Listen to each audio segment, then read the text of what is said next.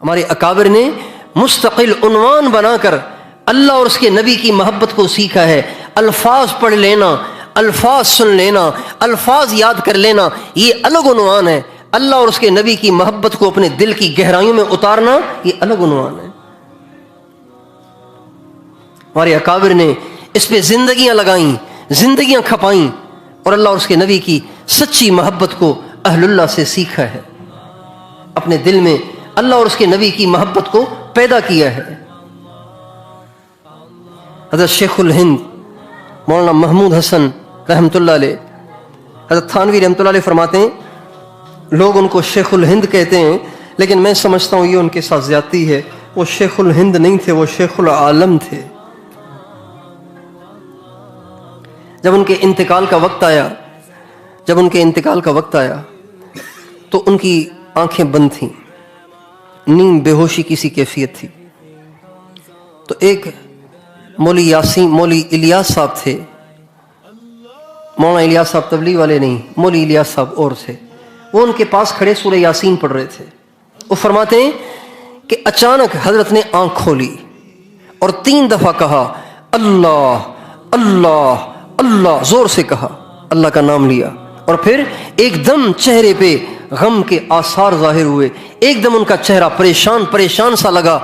تو انہوں نے پوچھا حضرت آپ پریشان کیوں لگ رہے ہیں؟ کیا آپ موت کی وجہ سے گھبرا رہے ہیں؟ تو فرمانے لگے موت کی وجہ سے نہیں گھبرا رہا ہوں، بلکہ جب سے ہوش سنبھالا ہے تب سے دل میں یہ جذبہ تھا کہ مروں تو میدان کارزار میں مروں، سر کہیں پڑا ہو، دھڑ کہیں پڑا ہو، افسوس کہ آج بستر پہ مر رہا ہوں۔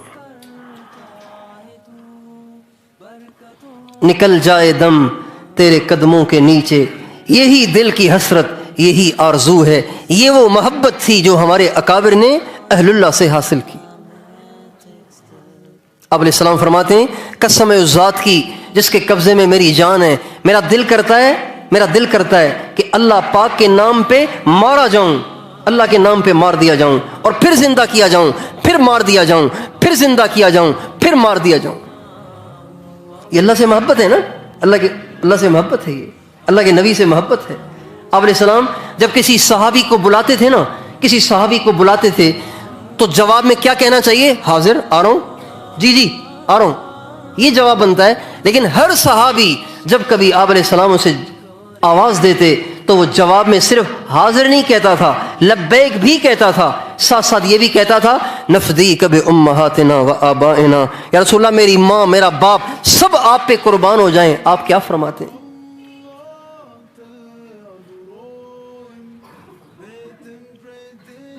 اللہ سے محبت، اللہ پاک کے نبی سے محبت، یہ سارے دین کی روح ہے، یہ گاڑی کا فیول ہے، یہ پیٹرول ہے۔ جب یہ ہوگا تو بڑے سے بڑا سفر کرنا آسان ہو جائے گا، نماز پڑھنا، زکوٰۃ دینا، روزے رکھنا، حج کرنا، میدان جہاد میں کفار سے جنگ کرنا، تبلیغ میں پھرنا، دین کے مشکل سے مشکل حکم کو پورا کرنا آسان ہو جائے گا۔ ایک صحابی ہیں حضرت طلحہ بن برا رضی اللہ عنہ، نوجوان صحابی ہیں۔ آپ علیہ السلام جب مدینہ منورہ تشریف لائے تو لوگ آپ سے مل رہے تھے۔ حضرت طلحہ بن برا آگے بڑھے اور آپ سے بالکل چمٹ گئے اور چومنے لگ گئے۔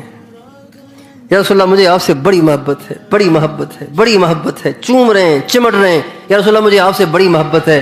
اور میں اچھا اتنی محبت ہے تو جاؤ اپنے باپ کا سر کاٹ کے لے آؤ۔ ماں کا بھی آتا ہے، باپ کا بھی آتا ہے۔ ایک روایت میں جاؤ اپنی ماں کا سر کاٹ کے لے آؤ، تو حدیث میں آتا ہے فرج قہقرا، وہ اپنی ماں کی طرف جانے کے لیے مڑے نہیں، اسی طرح الٹے پاؤں پیچھے کو چل پڑے کہ مڑنے میں بھی تو ٹائم لگے گا، جب آقا کا حکم ہو گیا ہے تو تاخیر کی گنجائش نہیں ہے۔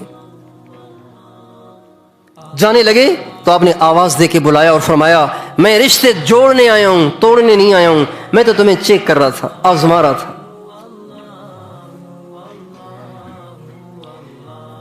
غزوہ احد میں آپ علیہ الصلوۃ والسلام کی شہادت کی خبر اڑ گئی تھی۔ عبداللہ ابن قمیہ نے جب آپ کو پتھر مارا اور آپ بے ہوش ہو کر گر گئے تو اس نے آواز لگائی کہ میں نے محمد کو قتل کر دیا ہے، معاذ اللہ۔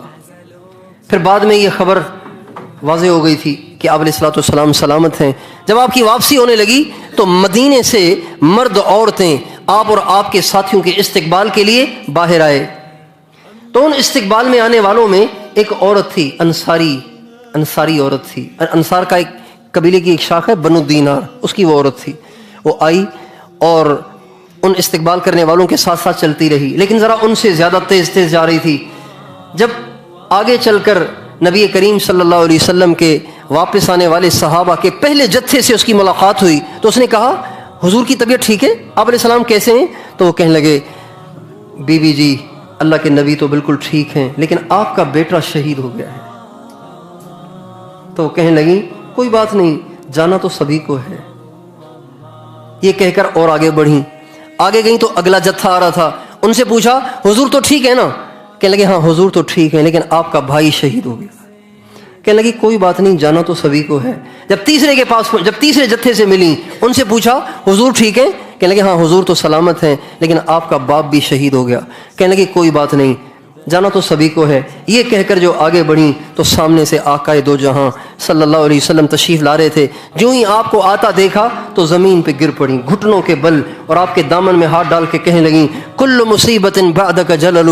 یا رسول اللہ اگر آپ حیات ہیں تو ہر مصیبت میرے لیے سہل اور آسان ہے. آج ہم اپنے گریبان میں جھانکیں کہ اللہ اور اس کے نبی سے ہمیں کتنی محبت ہے. تھرمامیٹر لگا کے دیکھیں کتنی محبت ہے. اتنی محبت حاصل کرنا کہ ہر برائی سے بچنا آسان ہو جائے، ہر حکم کو پورا کرنا آسان ہو جائے، یہ فرض عین ہے.